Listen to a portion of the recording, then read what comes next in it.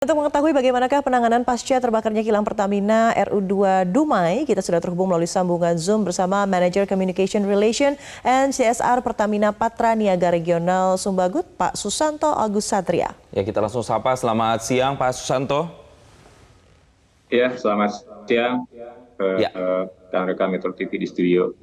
Terima kasih telah bergabung bersama kami di Newsline. Pak Susanto, secara garis besar, secara umum saat ini bisa dijelaskan kepada kami kondisinya di sana seperti apa dan penanganan pasca kejadian di Dumai kemarin ini seperti apa, Pak?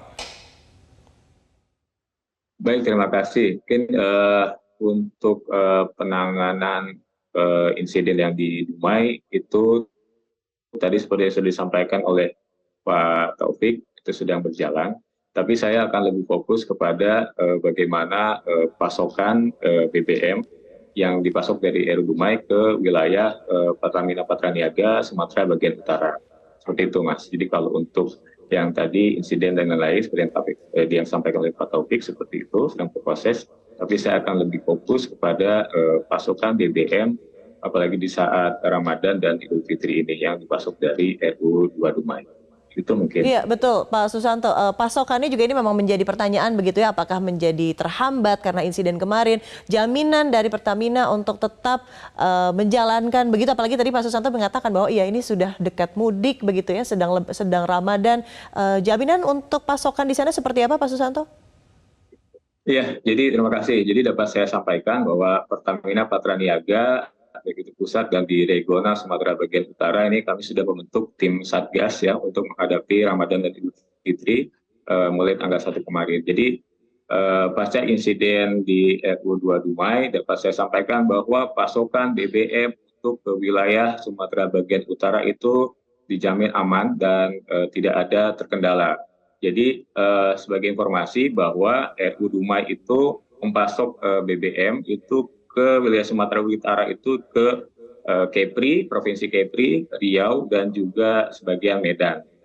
Sampai dengan hari ini tidak ada kendala dan pasokan tetap aman lancar dan stok juga cukup kuat ya untuk coverage day-nya. Seperti itu.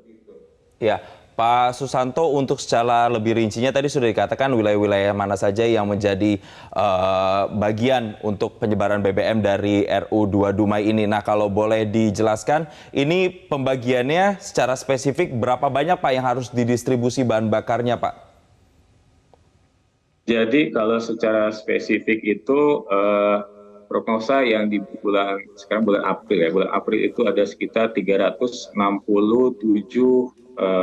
kiloliter, jadi sekitar 367 juta liter yang dipasok produknya ya, itu ada petat, ada solar, ada juga di situ aftur gitu yang ke wilayah Sumatera bagian utara yang tadi ya ke Provinsi Riau, Kepri, lalu juga ke sebagian Medan. Besarnya seperti itu dan ini terencana dan ini sudah bisa dipenuhi, Mas. Jadi tidak ada kendala. Bahkan stok yang saat ini untuk menghadapi Ramadan dan Idul Fitri untuk arus mudik dan arus balik ini kita proyeksikan juga cukup, baik itu stok maupun juga penyalurannya. Kita sudah siapkan SPBU siaga, kita juga sudah siapkan prognosa untuk ada kenaikan konsumsi di gasoil dan di produk gasolin. Seperti itu. Pak Susanto, tadi dikatakan bahwa sudah dibuat Satgas begitu. Nah, Satgas ini memang dibuat ketika pasca insiden kemarin atau Satgas ini dibuat khusus di bulan Ramadan dan jelang Idul Fitri? Ya, baik. Jadi Satgas ini dibentuk memang untuk menghadapi tadi masa Ramadan dan juga Idul Fitri. Jadi bukan Satgas yang dibentuk karena ada insiden.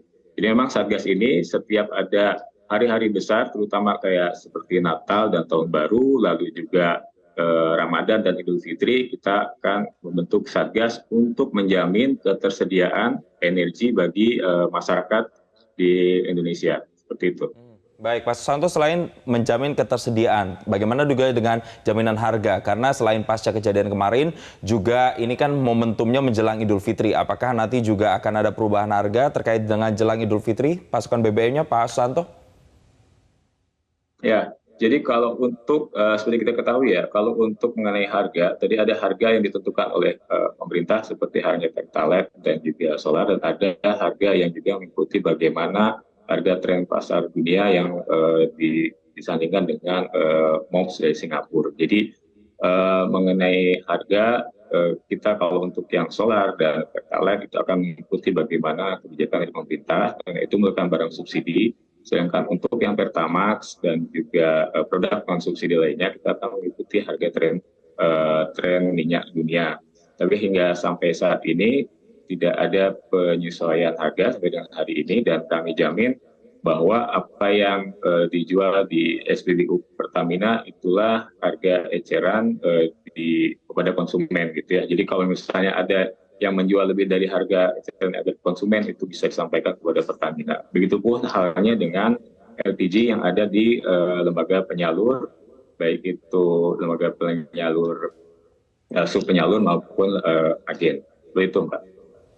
Oke, baik Pak Susanto Agus Satria, Manager Communication, Relation dan CSR Pertamina Patraniaga. Terima kasih sudah bergabung bersama kami di Newsline. Selamat kembali melanjutkan aktivitas Anda.